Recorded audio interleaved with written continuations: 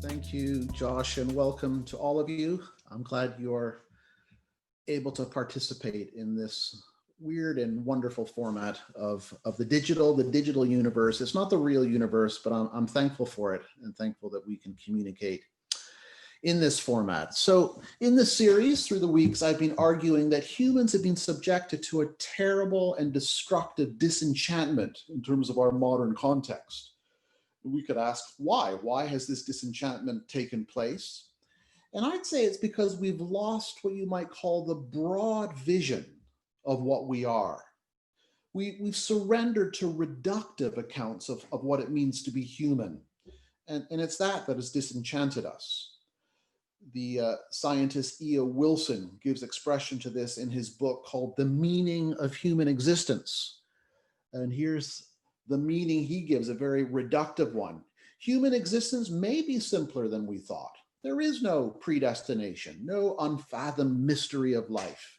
Demons and gods do not vie for our allegiance. Instead, we are self-made, independent, alone, and fragile, a biological species adopted to live in a biological world.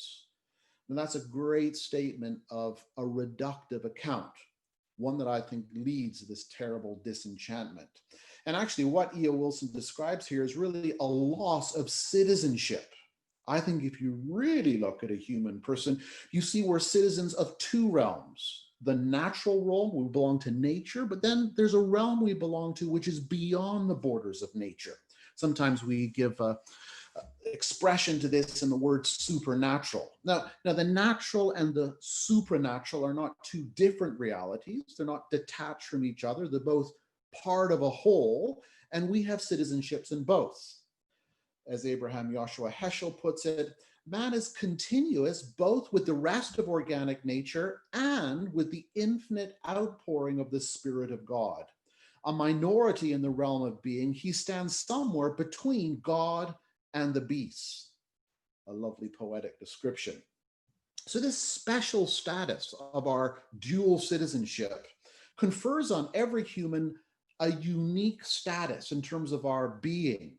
To be human is to have a sacred center, one that can't be measured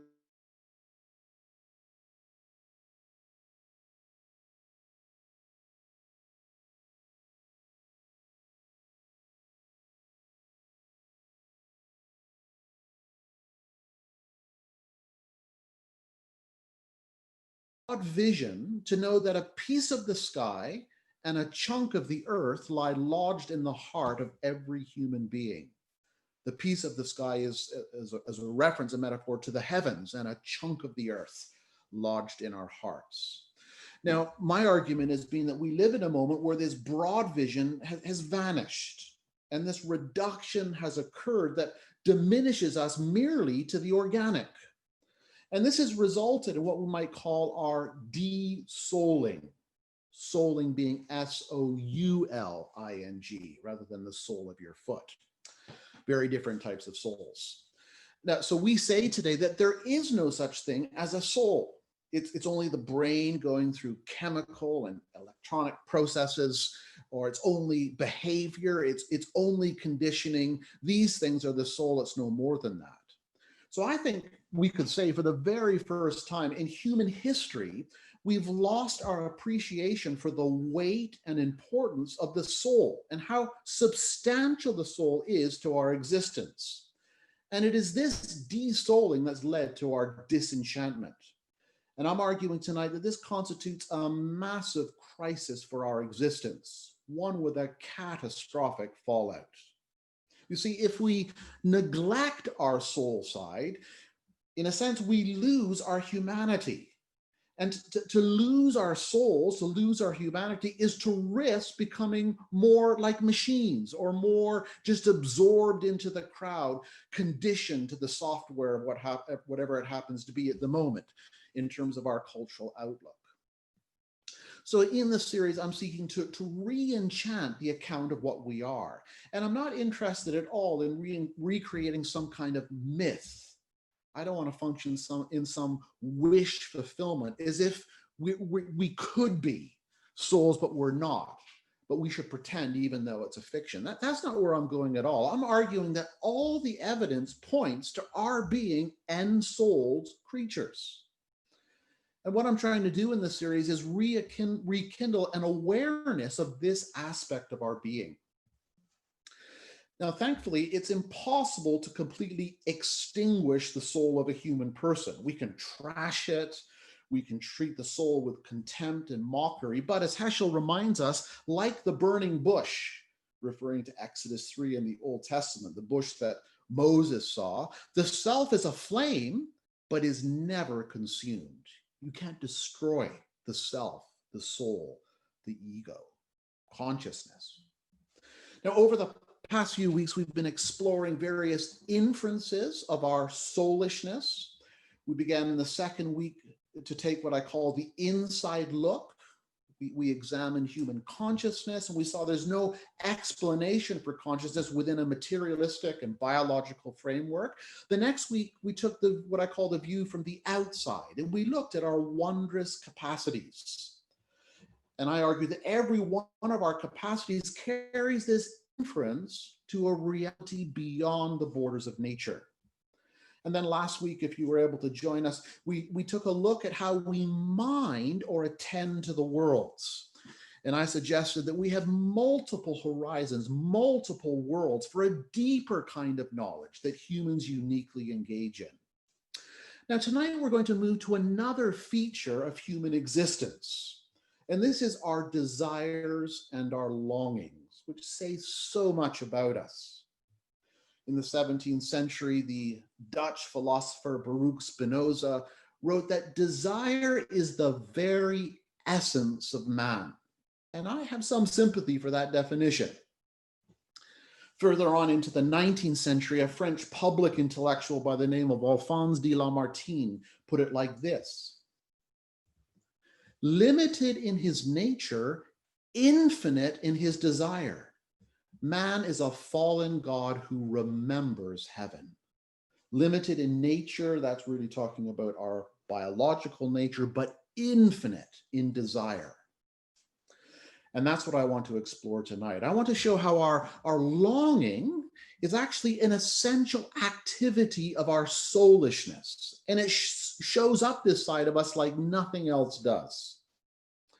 Now, I think any consideration of human desire has to account for the fact that we live and we move and we have our being in two classes of desire. And we need to give attention to both. The two classes are these. The first is our biological drives and our instincts. And the second I'm calling the yearnings or the longings of our souls. And it's this second class which is the vital sign of our unique enchanted existence. So let's look at both. They're both quite wonderful. The first class, as I said, is our biological drives and instincts. So this is the kind of desire that's sensual. To be human is to be a sensual creature. Here's a picture that just may appeal to your sensuality. That's it from an M&S Marks and Spencer advert. So we have these biological drives and desires, which are actually response mechanisms to hungers and appetites, which are in our flesh, in our bodies. So when there's a nutrient deficiency in our bodies, we experience this as a hunger for food. And that then moves us to go hunting. Before the modern world, literally maybe to go hunting or fishing. For us, it's the hunt into the kitchen, to the fridge, to the cupboard to satiate this hunger, this nutrient deficiency. When the core temperature of our body is cold, a drive and an instinct kicks in, driving us to seek warmth and shelter. Put a blanket around us, to put on a jacket, or to get under the covers. And then, of course, all humans have sexual drive, which is also very much tied to our biology. And when this hunger kicks in, this appetite, again, the body seeks release. Now, these desires, desire as instinct and drive, work within a very narrow aperture. So there's really just a fixed minimum that we operate in terms of our biological drives and instincts. And interestingly enough, we share this class of desire with all the other sentient creatures to varying degrees. So instinct drive in humans is basically the same as instinct and drive in animals. Now these drives are needed. They're actually for our survival. If you didn't feel driven to eat, you'd quickly get in a mess physically. You'd probably quickly die. So in terms of how these drives work, it's a simple movement from deprivation, I feel so hungry, to a pleasure state. I'm satiated. So you're walking home from work in a howling gale and you're chilled to the bone. So what do you do when you get through the door? Well, you hop in a hot shower, you make yourself a hot cup of tea, and then you plunk yourself down by the fire if you happen to have a fireplace, or you huddle up to your radiator. Now, the thing about our biological drives and instincts is that they're relatively easy to satisfy. You can satiate them without much effort. So if your sexual drive kicks in, you do what you do to appease, to satisfy that particular urge, that instinct. And this satiation of your biological drive brings an immediate return back to you. It satisfies your need, your hunger. Now, it's critically important to stress that this class of desire is not depraved. It's not a bad thing in and of itself. And we have to stress this because often the pleasures of the body have been vilified by various religions. Buddhists say that desire in all forms is evil because it moves us out of harmony. And there are some streams within Christianity that have given expression to the same thing, as if reflecting that the desires of our body are evil. And that's because there is a dark side to them. Unbridled passion in terms of these instincts can be very overwhelming. So sensual desire can become ugly, but this is turned then to see it as a kind of Satan in the rapture of our flesh. And here we need to hear C.S. Lewis, who reminded us that pleasure wasn't the devil's invention. God invented pleasure, including the pleasure of our body. And the real problem of a human person is not in our flesh, but in our hearts, in our religious centers. We're going to get to that in another talk. However, while we stress that this class of desire is not depraved, it does require stabilizing. And you just have to observe humans operating in this class of desire, and it quickly becomes apparent that they can get very unruly very quickly and create a whole lot of chaos in a way it doesn't for any other animal. That's very interesting. So humans easily overindulge their appetites. We overindulge our appetite for food and we get overweight. And obesity, of course, is a huge crisis for the modern West.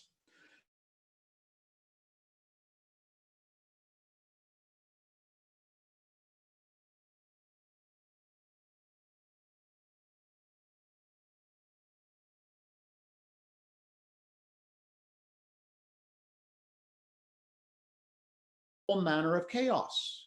You think of the recent Me Too movement.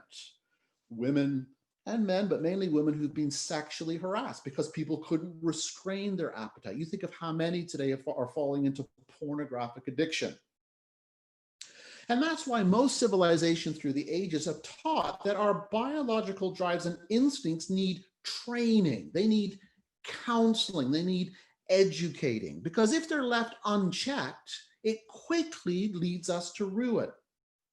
Now, there's various reasons for this, but one is simply because of how addictions work, physiological addictions. The pleasure principle in our biology actually creates a neuronal pathway in our brains that become a habit. And that habit constantly demands a repeat of the experience. I need more chocolate, M&S chocolate pudding, and I need it over and over again. And it comes with an insistent petition for an upping of the ante. That's how addictions tend to work. There's an escalation. And that's why we have to be educated as humans in the principle of delayed gratification. We have to be able to say no at times to these instincts and biological drives. That's essential to living well. Now, today, because of the reduction, because of the loss of the broad vision, because humans have been reduced to biology, everything is set up for us to live by our instincts and drives alone. Everything comes down to that. And it's interesting that Wilhelm Reich, early 20th century, he's a second generation of Freudian psychotherapist. Freud is restrained. He recognizes the principle of delaying gratification. He's strong in this. But Reich says, no, that inhibits our freedom. And he called for us to live by impulse release. Just follow your biological instincts. But I'd suggest that to live by our instincts alone is to descend to the level of the animals. Animals are wonderful, but if we live like that, we become de-souled creatures. And it's a very dangerous way to live. We've already seen the danger of addiction, but there are other reasons too. Here's another reason it's dangerous. If we live by our biological instincts, we become very vulnerable to social conditioning. C.S. Lewis called this the man molders, people who mold us according to our instincts. This is a key theme in Aldous Huxley's novel, The Brave New Worlds. The masses are controlled and contained. How? Well, you need to take a soma pill every day. And what's a soma pill? Well, it's a pill that delivers pleasure to your flesh. Soma is the word for flesh. And it's no effort. Just pop the pill and your biological drives to happiness are satiated. And The Brave New World as a novel is all about controlling population. And you control the population by conditioning them to live by their drives, by their instincts. It's interesting, in this novel, only savages, the noble savage, had a soul. The civilized people just had soma. The savage has a soul. The new people, the best people, the control people had soma. Now, I think today our soma pill is the internet. Here's a digital universe that satiates our low-level drives and instincts with almost no effort, just click, click, click. And that's why it's our low-level drives that's the target for the manipulation of those who hold the power in terms of what we see online. So you think about the click, click, click. We can enter pornographic worlds without limit and for free to satisfy our sexual drive just by clicking along just a bit. Or a few clicks, and like magic, we can have the Amazon next day delivery. It's our form of soma, but others are conditioning us in this. It easily satisfies our drives and instincts, but others are manipulating us in terms of what we should be pursuing. Now, I suggest that the catastrophic impact of living by our drives and desires alone are the clue that we're made for another class of desire. Yes, these are legitimate, but we're not to live only here, because if we live only here, it goes haywire. So we're made for this other class, which I call the longings of the soul, the longings of the soul. And here's the kind of desire which is quite different, because it doesn't work in the immediate interest of our biology, of our flesh. Here's desire that stretches to horizons that extend well beyond our basic survival needs: food, shelter, sexual satisfaction. Here's longing with the energy to move us beyond the borders of nature.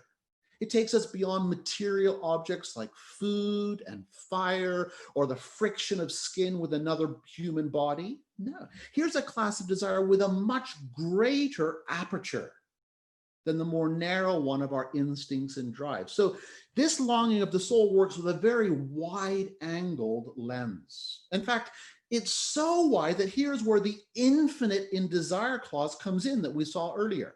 It's so wide that it's infinite in terms of how it reaches out. And this is true of the longing of their souls, that they stand at the abyss of infinity. And that's the range of the soul when it comes to its longing and yearning. And this range, this infinite range of longing is the very heart of a human person.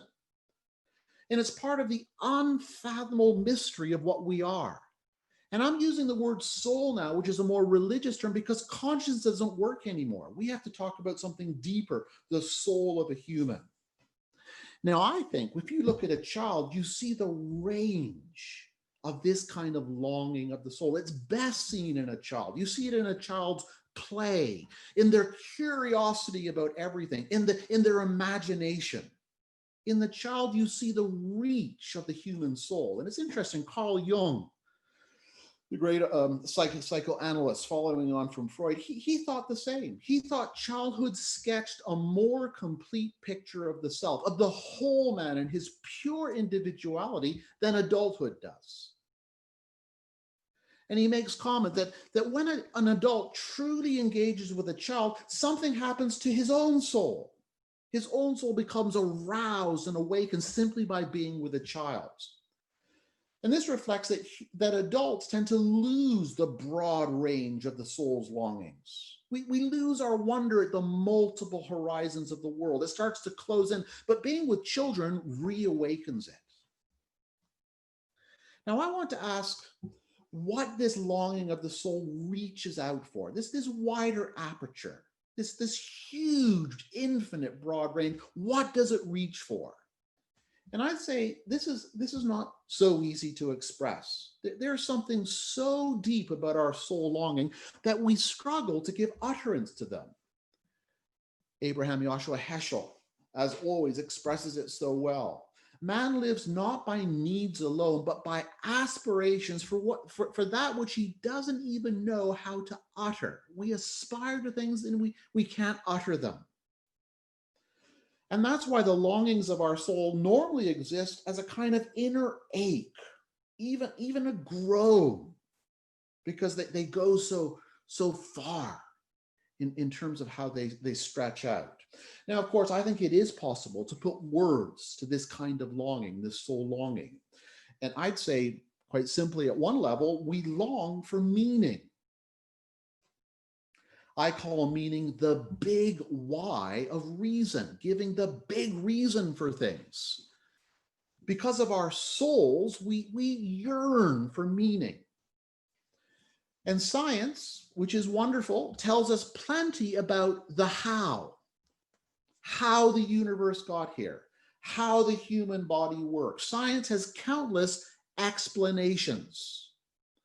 But behind all the explanations lies another kind of question that our soul longing stretches out to, which is meaning, the big why of reason. Yes, you've explained how the universe is here, but I want to know why the universe is here and why am I here? That's the longing for meaning. And our souls seem to be wired for this kind of big meaning reach. Jonathan Sacks, the great Jonathan Sacks, who died this past week, called these super meanings.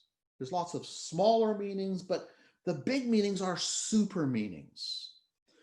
And as Heschel says, man can't afford to be non-committal about a reality upon which the meaning and manner of his existence depend.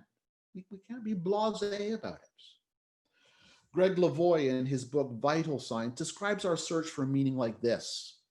It's our desire to part the curtain and get a load of the grander scheme from what's around the next corner to epiphanies about the nature of things.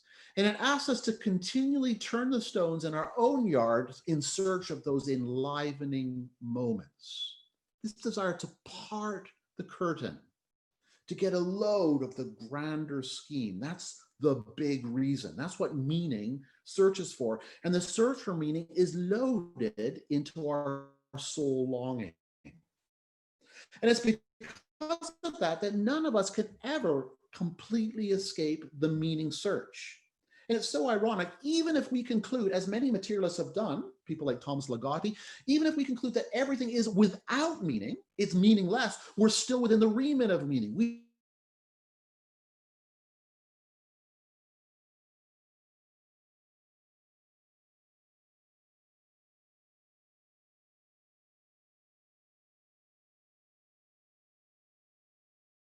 call Jack, and Jack's having a conversation with someone on the subject of meaning. And he says, meaningless would come as a terrible blow to most people, but it would be full of significance for them, so it wouldn't be meaningless. That's where I always end up. Once you ask if there is meaning, the only answer is yes. You can't get away from it. So true. Now, there's nothing within a materialistic hardware account that's capable of really offering an answer to this soul's longing for meaning. A contemporary German philosopher expresses this well. He says, neuroscience is no better equipped to answer the question of the meaning of life. Meaning is neither a scientific unit of measurement, nor an object, nor an physiological process. Meaning is invisible to itself. So he's acknowledging that science is very limited when it comes to the matter of meaning. And that's where Jonathan Sacks puts it so well. It says, science takes things apart to see how it works. Religion puts it back together to see what it means. Science is not really in the meaning business. That's part of what he's saying. Now, if science can't really answer the questions that are in the soul's longing, the longing for meaning, I'm going to suggest here that Alexa isn't going to do it any better. Alexa's at the top of the mountain, and these two are climbing, and they're looking to Alexa and saying, soon we will discover the true meaning of life. And many today mistake information for big meaning, super meaning, and it's not that. Alexa can give you all the right information, what tomorrow's weather is going to be, a great recipe for the supper you want to cook tonight, but Alexa will never satisfy your soul search for the big why. When this lecture is over, ask Alexa the meaning of life. I don't think you'll be that impressed. So, because science and big data, algorithms, getting the right information in place, because these are incapable of satisfying our desire for meaning, I think today modernity is suffering from a terrible meaning deficit. And our culture has become incapable of giving a coherent response to this soul longing for meaning. The English historian Arnold Toynbee reckoned that of the 21 great civilizations that have existed on our planet, ours, the modern West, is the first that doesn't have an answer to the question why. And it doesn't, he say, even attempt an answer. First one. And that's part of the reason for this is because in order for meaning to flourish, it must have a sacred dimension.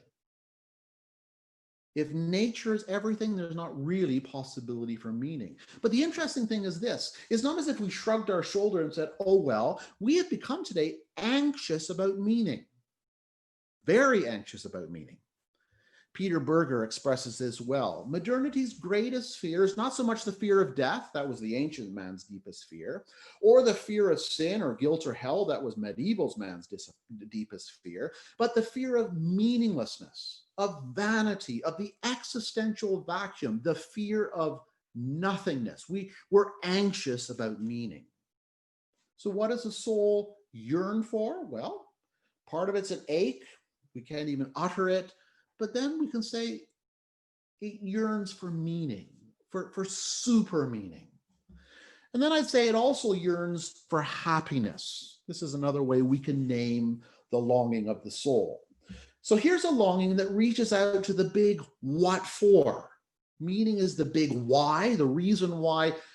Here, happiness is reaching out for the big what for. We ask, what is our life for?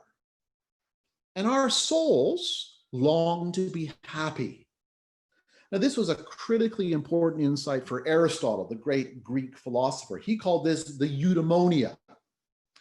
Hannah Arendt, the 20th century Jewish American philosopher, she said, the ultimate end of human acts is eudaimonia, happiness in the sense of living well, which all men desire. And this is happiness not as a pleasurable experience, but as a state of being, a state of your inner person, your soul being in a good place, not just happy experiences. Well, that helps. but the eudaimonia goes beyond that. And the point is, we can't help but live for that. The soulish side of us reaches out for this state of eudaimonia because it yearns for it. So because happiness is the underlying theme of everything we desire, we keep climbing our mountains for happiness. And all of us have a happiness mountain. There's a picture. Someone pushing happiness up a mountain. And I think we all know from our own experiences that happiness isn't so easy to obtain. It really is an uphill struggle. Now, one reason why our path to happiness isn't straightforward is that there's no linear line to it. Our happiness projects tend to go in cycles. Think of how it works at the sensate level. This is back to biological drive. There's a happiness cycle here. You come home from work starving.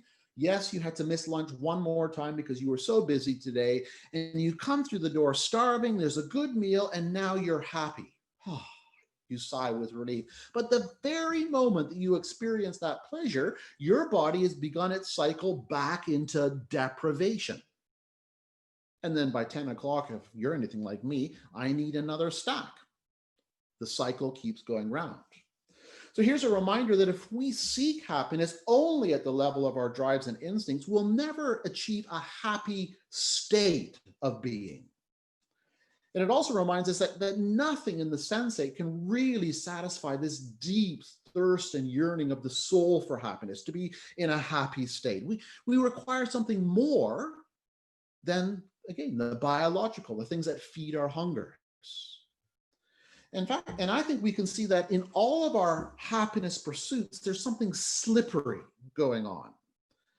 And that's because our yearning for it is so insatiable that it's not easily satisfied. And if you want an illustration of that today, you just need to look at the West, of which most of us will be a part. Many people today, if you ask them about the path to happiness, would give you some kind of account that becoming prosperous is a path to being happy. And then we'd say, well, if happiness was achieved through becoming prosperous and making more money and having a more comfortable lifestyle, then surely the West must contain the happiest nations in the world. And is that true? Does the West have the happiest nations? Well, listen to this from the book, Who Am I and How Many? This is shocking. It's backed up by lots of other research. The happiness factor in the wealthy countries of the industrialized worlds, the countries of progress, high life expectancies, and the most comprehensive array of consumer products, leisure time, and entertainment is pathetic. Germany, this is all the nations of the world, is in 81st place, though it's still the fourth happiest country in Europe after Italy, Austria, and Luxembourg. I won't tell you where the UK is. It's not a happy place. Here we are with all of our prosperity, all of our affluence, and we're not happy. Now, part of the reason for this is because of what's known as the happiness paradox.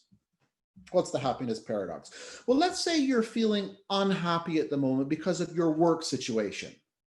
And you say to yourself, if I get this promotion, then I'll be happy. Or another example, you feel unhappy in the house you live in. It's too small and it's on the wrong side of town. And you say, but if I get a new house there, I'll be happy. So time goes on and you get the promotion that you've been looking for, and you get the new house of your dreams. And the question is, are you happy? Well, for a short time, you'll probably be happy. But almost immediately that you acquire what you were going after, the happiness longing kicks in again, and you start searching for something else. You desire another job or another house or another husband or another term in the White House. Let's not get going on that one. But you see the point. Never satisfied, always pushing further up the mountain. And it's interesting, there's so much research around today on the happiness project. And part of this research shows that in the pursuit of happiness, the harder you search for it, the less happy you become. That's the paradox. Because you're focused on being happy and you get it, and then something kicks in again. Another soul longing kicks in and you want more. And so off you go on another search. Now, this actually helps us understand something about the longing of our souls, whether it's the longing for happiness or meaning or deep relationship, anything beyond the horizon of our drives and desires. And there's two things here I want to highlight in terms of what's going on in the longing of our souls. And the first is this: it's the kind of longing that reaches out for the elusive. This aperture of our soul's longing is so wide that what it reaches for can't be pinned down. Now that's in contrast to what our drives and instincts reach out for. You can grasp these things, they're easily satiated. But our souls yearn for things so deep that it's beyond the grasp of our hands. You can't possess it. You can't pin it down. And that's because the soul's longings take us so far beyond the sensory. And that's because our longing really is infinite. It stretches out for what can't be contained. And because this kind of longing is aimed to something elusive, deprivation is part of its anatomy. The yearnings of our soul go so deep that they're never completely satisfied. That might sound depressing, but it's how these longings work. Greg Lavoie again in Vital Signs, he says, but desire doesn't ultimately want to be quenched and go out to settle for mere possession or mere contentment. It wants to be lit and relit. It's the nature of the beast. It wants yearning, not satisfaction. It wants to occupy the space between our reach and our grasp, that cleft in the rocks through which the waters pour. It's a lovely description. So what our soul longs for is elusive. That's the first thing we can say about this longing, and you see this in the happiness paradox. The second thing is this: the longings of our soul cause us to be deeply restless. And here we come to Augustine again and his famous restless heart. You've made us for yourself, but our hearts are restless until they find their rest in you. We have restless hearts, and this is because of how the longing of the soul functions. Our soul longing is all about movement. It's literally restless. It's moving, it's yearning, it's stretching, and that is deeply unsettling to us. It puts an ache within us that nothing in this world satisfies. So to live in the longing of the soul is to ache, because you're moving, you're unsettled. And if our soul longing is about movement, the question we have to ask ourselves is, well, does this restlessness want us to go? And one thing we can say about the longing of the soul is that it's wanting to break us out of the everyday and familiar. It wants to disturb our lethargy, make us restless so we move on to what we're really made for. The Romantic poets understood this so well, people like William Wordsworth and Coleridge. They wanted to awaken the soul's attention from the lethargy of custom. And to do that, they said, we need to be unsettled, because we so easily settle for the familiar and the everyday. And that's what great art is for, an invitation into this deeper dimension of reality. Theater, poetry, painting, great architecture appeal to the depths of our soul longing and call us to break out of our entrapments. So soul longing reaches for what's elusive. They work with an anatomy of deprivation, and they deeply unsettle us. So with that in mind, you might well ask, why bother with this class of desire? It sounds just like a load of trouble. I think I'd rather eat a bucket of worms than sign up to elusiveness, deprivation, and being unsettled. In fact, when you see how the soul longing works, it is really tempting to try and live without one. Just stick with your instincts, much more straightforward. And here's where I want to give you a reason why it's critical to live in the longing of the soul. It's because to live in these longings enlarges the world and it enlarges us. Because of these factors, this elusiveness, this deprivation, never quite satisfied, and this unsettling. To live there is to live in a larger world. To put it another way, living in this class of longing is what enchants us and the world. So unlike our drives and instincts, which are very static and fixed, the soul is dynamic. It's full of energies that have no biological explanation. Heidegger called this our spirit life, dynamic spirit life, rather than our bare life. So because of that, our souls can stir to the something greater if we follow its longing and yearning. And when that happens, the deepest part of us is enlivened. And when the deepest part of us is enlivened, we become less mechanical and less predictable. And we begin to live life more fully in a deeper, more wondrous world.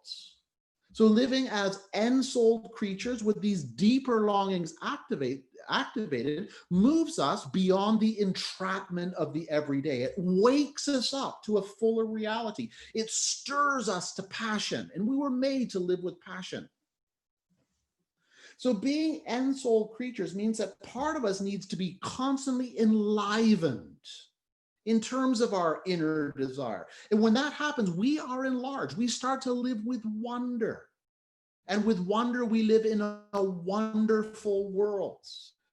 As Lavoie, wonder leads on to wondering, and we find ourselves pursuing the kinds of questions and possibilities that further enlarge our universe. And that's why Emily Dickinson said that the soul should always stand ajar, ready to respond to the inspirations that come from the soul of the world. And that's what the world is. We talked about this last week. In its deeper sense, these multiple horizons, they exist to inspire our soul longings. As Peter Berger put it so well, he said, this world is a veil of soul making, a great sculptor shop, and we are the statues. So, yes, deprivation, elusive, unsettling, but at the same time, it enlarges the worlds we live in and it enlarges us. It makes life colorful, multidimensional. Conversely, on the other side, if we live only by our instincts, our lives shrink and we become less than what we really are. We become our species, Homo sapiens, rather than human persons who are in souls. And I would suggest it's ruinous to our humanness to close down the window to our soul longings. Now, as we've already said, when we conduct a health check on our soul longings today, clearly something's not right. There are factors in our world, naturalism being one of them, that has led to a de-souling of the world. And in the process, we've been de-souled too. So there's been this closing down of a broader horizon. And our desires have become very shallow and very surface. I think modern humans are losing the suppleness of their souls. As Emily Dickinson said, they're not ajar anymore to the inspirations. As C.S. Lewis put it so well in his famous sermon, The Weight of Glory, it would find, he said, that our Lord finds our desires not too strong, but too weak. We are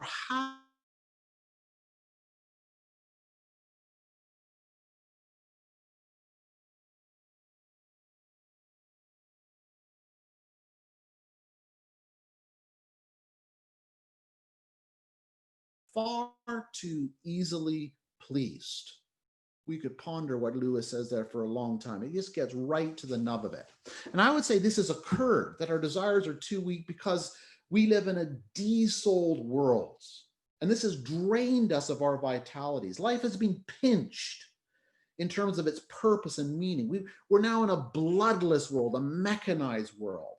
And because of that, human existence becomes increasingly barren. We're losing the energy for life itself, life in its fullness. Now, this is something T.S. Eliot gave expression to in his great poem, The Wasteland. The Wasteland is a commentary on the modern world, a secularized world. And he talked of voices singing out of empty cisterns and exhausted wells. That's barren existence. Here's a few more lines.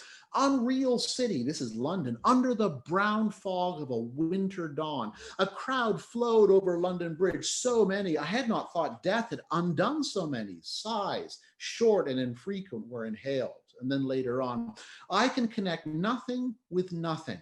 The broken fingernails of dirty hands. My people, humble people who expect nothing. There it is, barrenness, wilderness. Now, I think the double symptoms of our barren state today are boredom and frustration. Boredom is annoyance with the emptiness of existence.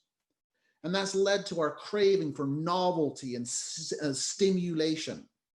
And then we're frustrated because of the lack of satisfaction that this actually delivers us. Ernest Becker, who's an atheist, named this uncompromisingly in his book, The Birth and Death of Meaning.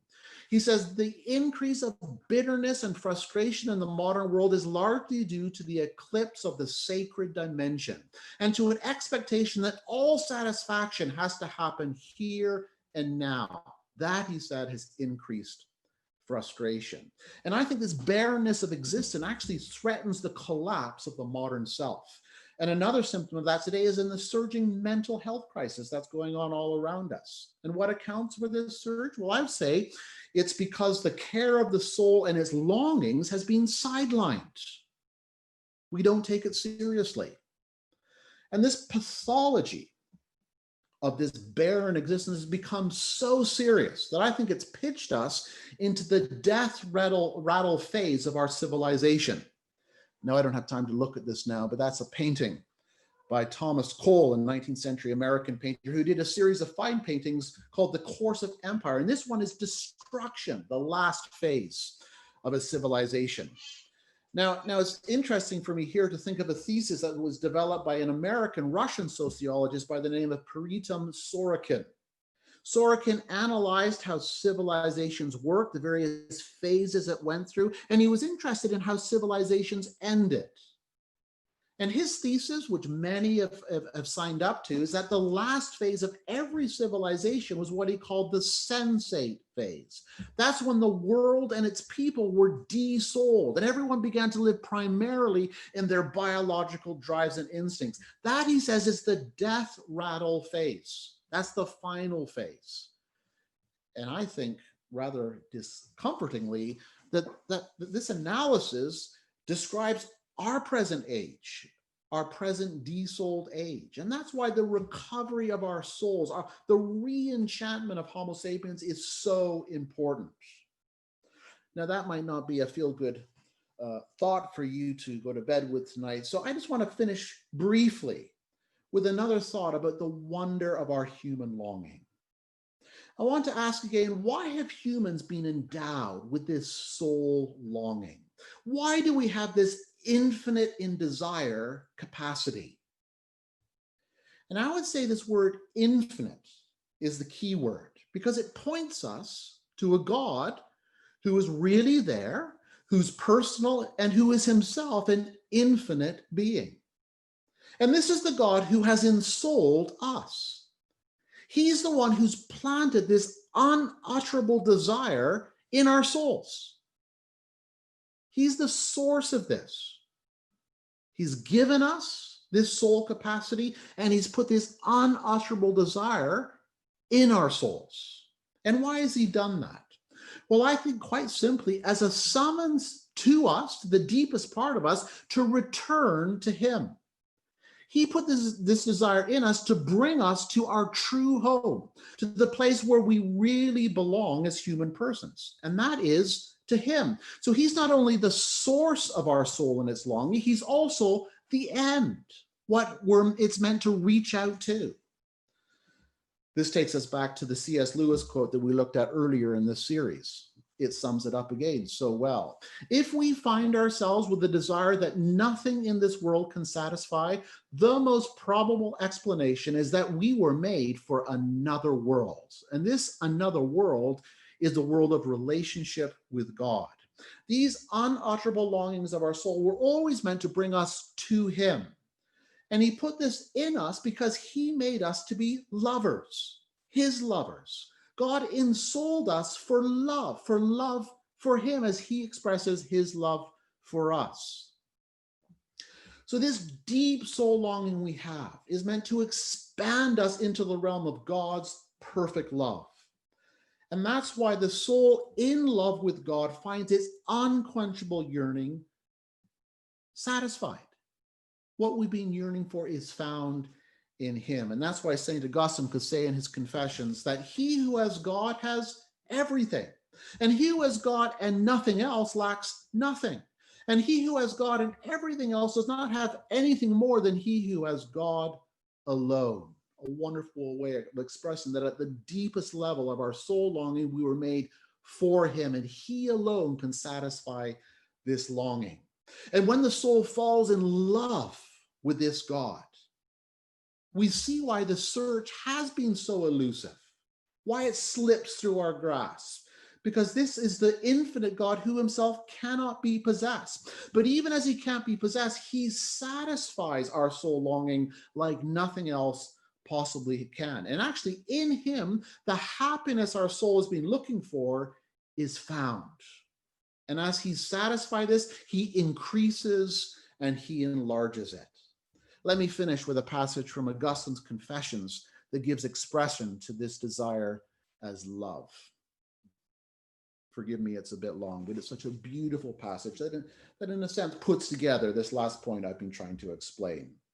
Late have I loved you, O beauty, so ancient and so new. For you were within me, and I was in the world outside. I sought you outside myself, and deformed as I was, I seized upon the beautiful things of your creation. You were with me, but I was not with you. The beautiful things of your creation kept me from you. But if they had not been in you, they would not have existed. You shone upon me, and your brilliance shattered my blindness. You called and cried out and burst in upon my deafness. You sent forth your fragrance, and I drew it in, and now I pant for you. I have tasted you, and now I hunger and thirst for you. You have touched me, and I am inflamed with the desire for your peace. Good. We'll leave it there. Over to you, Josh. Thank you so much, Andrew. We're going to go in a moment to a 5-minute intermission. Again, this is asked by an anonymous attendee. And here it is. The fact that we are in the sense-set stage seems to us all to be obvious. Sorokin's observation is surely correct. But isn't there something about our own civilization which makes this state of being impenetrable? Namely, the fact that technology now envelops us and immerses itself into every corner of our daily experience. The problem is the same as previously, our refusal to look beyond to the infinite.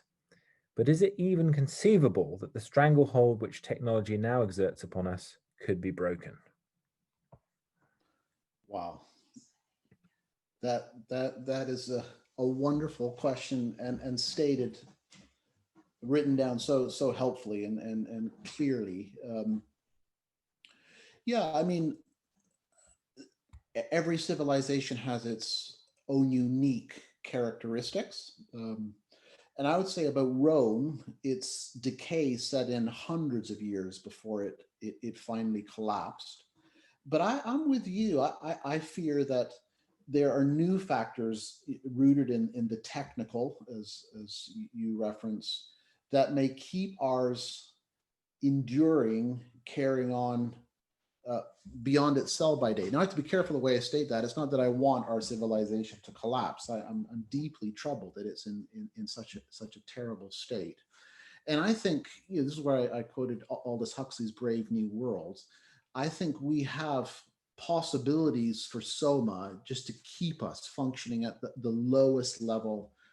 I talked to a neurologist a year ago and asked about some reading I'd done on a happiness pill, the idea that we can now design potentially a pill that would be purpose designed for every human brain in order to compensate for the loss of our happiness chemicals. And he said, he didn't see that as beyond the bounds of possibility. And I just found that utterly horrendous, that we could have in a sense, our low-level desire completely satiated, so we didn't need to hunger for anything else because we were satisfied all the time. It seemed like the end. And that kind of example is getting to what you talked about, that we may have technical abilities that just keep it going on. But here's why I want to go back to the quote from Heschel, that the soul, the self, is like the burning bush. It flames and it isn't consumed. And I think in the worst states of civilization, there have been heroes and heroines who were ensouled people, and their voices came through, their art made an impact. And that's what we have to do to try and re-ensoul the world, even though I think we're in this death rattle phase. Another question, again asked anonymously. Are the words soul and self interchangeable? Yes, I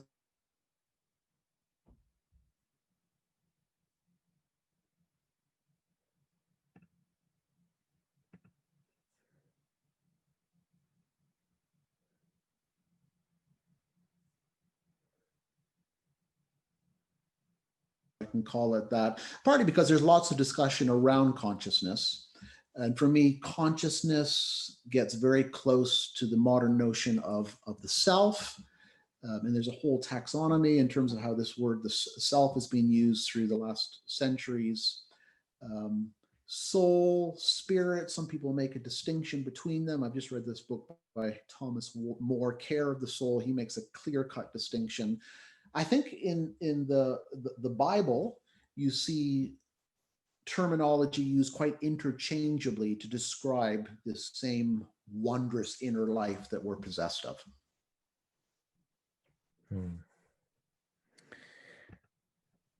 Thanks very much. A question from Christopher Townsend, who asks, I have the sense that the theme of the longings of the soul and the power of desire for the infinite was far more prominent in the Church Fathers and in the mystical tradition than in contemporary evangelicalism, with no doubt exceptions, such as John Piper's Christian Hedonism and James K.A. Smith. Do you agree? If so, why do you think this is the case? Hi, Chris. Thank you for your question. A few streets over.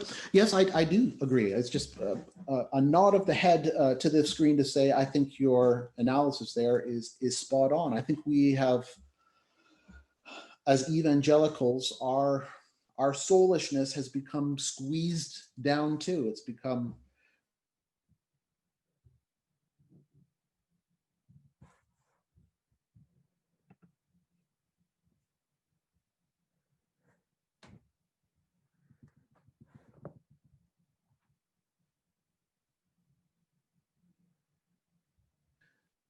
the aspects of the desouling of the world, which we actually should have countered and pushed back on. And I think we have to recover a reformational and then early father heritage that had such a strong sense of that, and become ensouled creatures ourselves that have space for the infinite.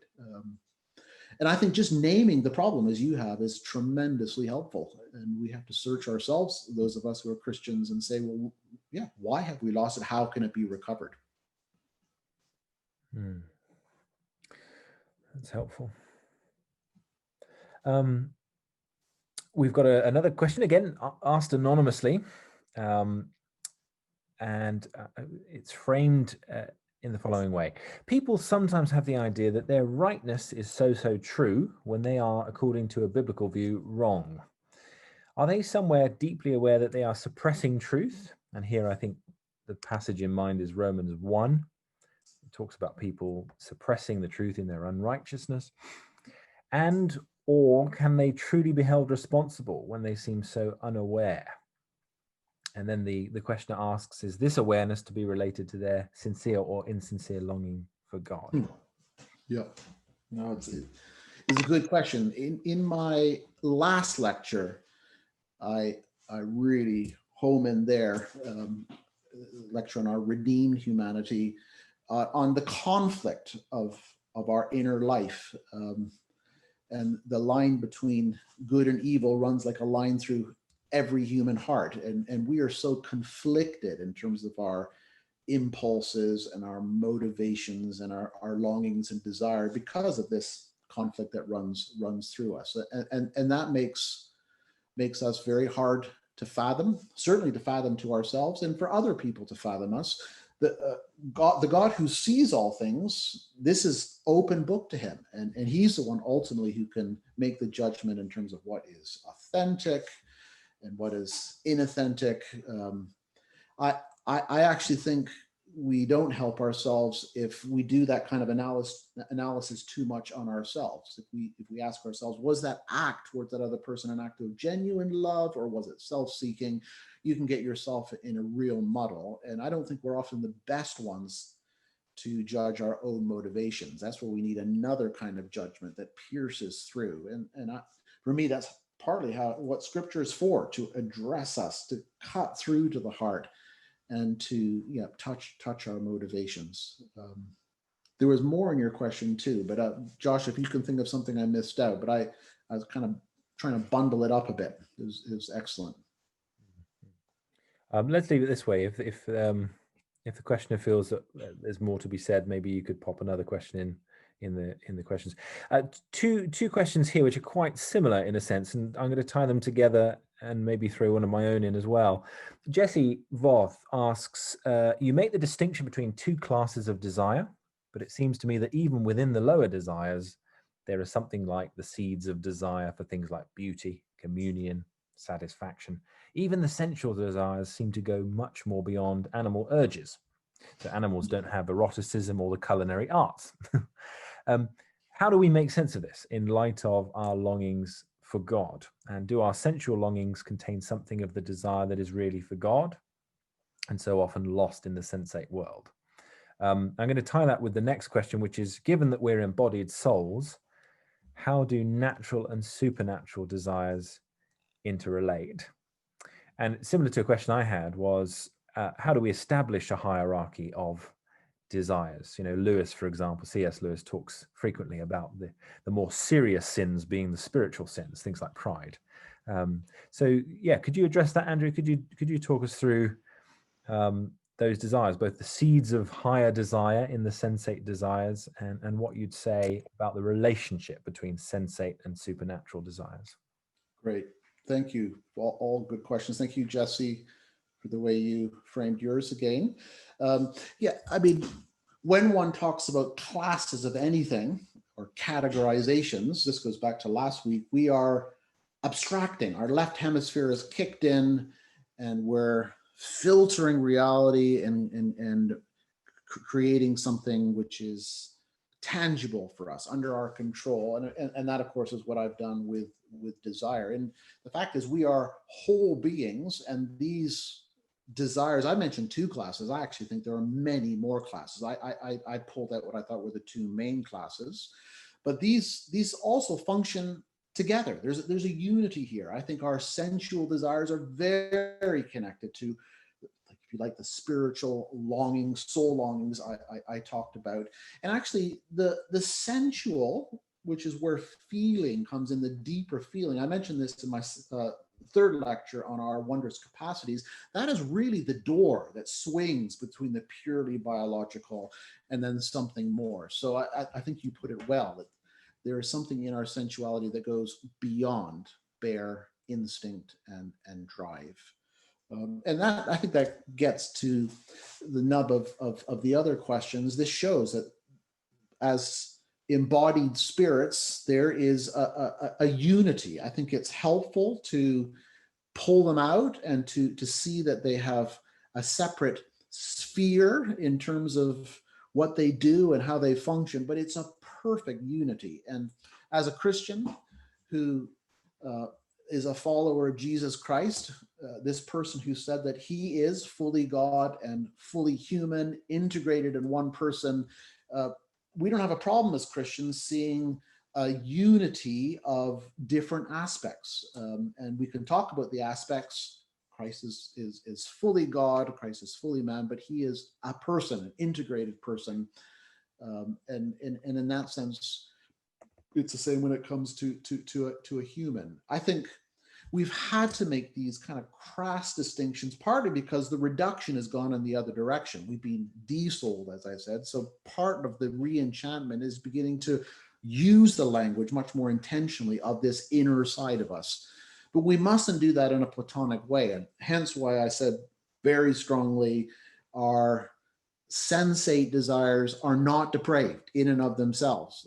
It's actually the heart, which is the real problem. And you heard me say that I think many Christians and many other religions go wrong here. I want to put in a word for Judaism. I mentioned Jonathan Sachs, who's just died this past week, but he reflects this holistic picture in through all of his writings, his philosophy and his religious reflection, and the importance of embodiment. Josh, there was a lot in those questions, but did I pick it up, do you think? I think you covered the bases very well. Yeah, absolutely. Wonderful. Well, we have reached the end of our time. I'm just checking that I haven't missed anyone with upraised, not sure whether that's the right term, hand. I don't think I have. A question was asked over email. It would be lovely to interact and see other people, and we appreciate that's a limitation of this format. Unfortunately, we're locked into this for the rest of the series. We are, however, planning for December 5th, I think it is, Saturday the 5th of December, to have an interactive session following the series, which will be a different format. We'll be meeting, you'll be able to see people, interact with them. So you're all invited to that, and you can find more details of that on our website, or get in touch with me via email and I can send you the link. But I am sorry that we can't interact more. We are certainly open to receiving questions through verbally as well. So if that helps the interaction at all, feel free, if you want to say something, to raise your hand. Just at the 11th hour, we've got one more question in. So one quick one to finish with. Again, asked anonymously, Andrew. I was interested in what you said about how we should not spend too long trying to work out whether our intentions were good or evil, but wait for God to convict us. Is it inappropriate for us to try and weigh and work out what other people's intentions were in the same way? Is that always unhealthy? Well, I'd say firstly, I don't think we can avoid judging the intentions, the intentionality, the actions of other people, because we're moral creatures. We have these moral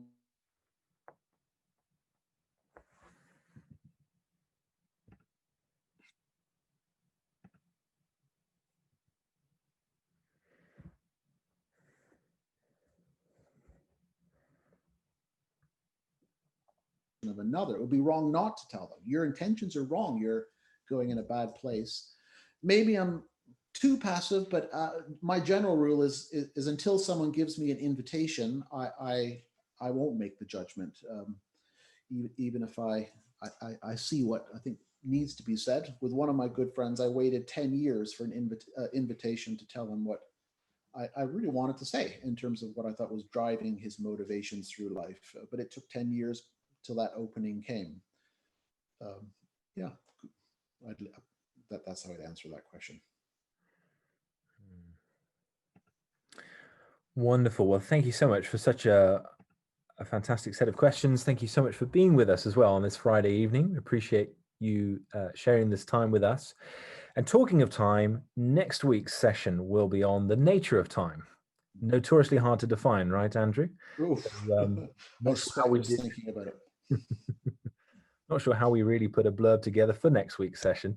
But anyway, it's going to be on the human relationship to time, eternity in our hearts. So that will be at the same time, 7:30 p.m. next Friday evening. Please note it's a different link, so you can find that on the website as well. And it just remains for us to bid you a good night. Thank you ever so much, and take care over the next week. Farewell. Good night. Good night.